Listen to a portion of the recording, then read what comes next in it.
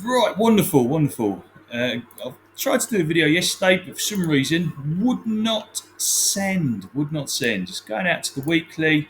So you can see I've dropped down a Fibonacci retracement there, and there we go. It's all down there. So what's happened here? You can see the lows, previous lows. What a good couple of testings, series of testings there back in 2012 and 2011, and again in 2020. 2022, and now in maybe we're going to get another one in 2024. We shall see, but that's not a bad thing. That is not a bad thing. Um, it's just some more opportunity. If it does come down, then price does come down, then uh, then there's more opportunity to trade the range and accumulate more. Why do I say that? I believe this is now in an accumulation phase. So I've dropped that there, and the 236 fibs. Notice around there's a sort of confluence. The price is getting beaten down. The price beaten down at this 236 level there. There back 22. When was that? October 21. Around about February 2022, January 23, and again, where was it? August 2023. We're going to have another episode like that where it's going to test up in this area, and maybe we might do here. Price might come up and come down, maybe either range up or down. So, just going to put a case towards that as well.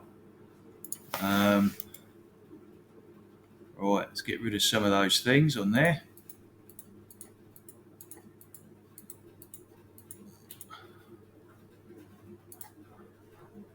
And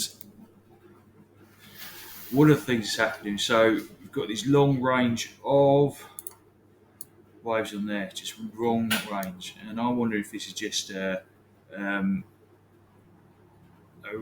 a yeah, sort of an accumulation phase on the way up. So what is the significance? That's a bit of an ascending triangle there.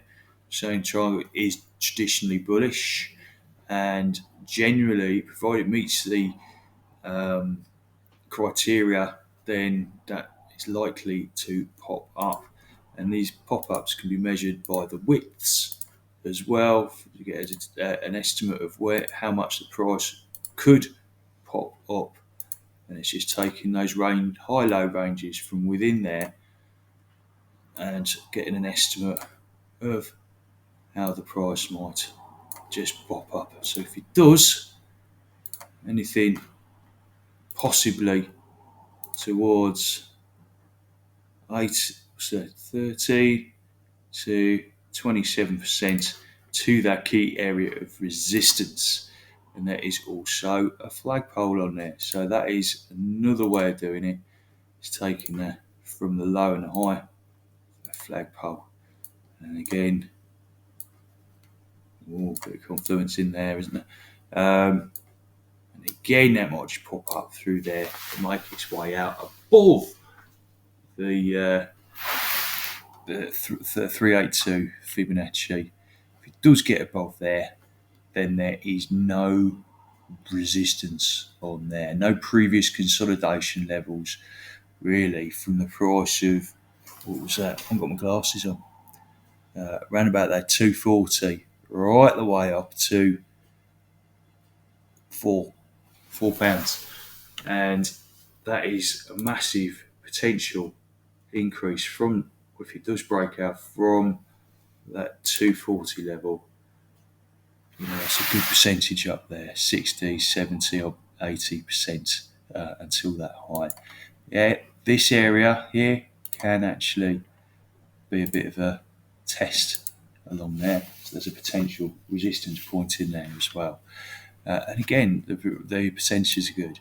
So what are we at right now? Stuck in this range, forming the ascending triangle, and it's just bunching up on there, isn't it? Sort of consolidating a bit more than it usually does. It's not just bounced up. Potentially could range low. That is what might happen. So we've got a determined range in there at the moment. And what are the highs and lows? So just going to zoom in there. Where are you? There we go. So he's just in there at the minute, isn't there? So potential price taking profit of this current little push might be somewhere if it reverses, starts signs of reversing from 153, 155, anything up to 157, and then just take that profit, move back up as it just ranges high and low. But looking at this in the daily sends a big different picture, spells different picture. So we've got all these tests down here, but. You see there's areas of consolidation on there. Anything beneath that hash line along there. You see where it hinges, a little bit of price resistance in there, price support into which capitulated again into resistance through there, support through there. When it does pop low, that's an area, does become an area of interest to purchase, doesn't it? And those are spread out. Those are spread out quite well. And it's moved up, hasn't it? It's moved up quite explosively. Still in an opportune moment to purchase before perhaps considering taking profit along that line there. There is the trend. There is the trend. Cross there in the daily chart through there. So probably anything from about that 156, 157 area. And then just see if it does reverse, it can come back down. But if it does hang around on there too much, this support line, it can drop down, and that's something to be aware of for me. It's just another opportunity to either short, accumulate more, come down more. So in here, it's just buying the highs and lows. It's an accumulation phase, buying the highs and lows, and accumulating more for when it does break out and get that explosive, steady onward progressive movement, working its way up through the fibs, through the Fibonacci's, and past those, reclaiming the previous highs. Then that's was get some reclaiming. I mean, just getting above those previous highs, and then that's the way to do it. Right.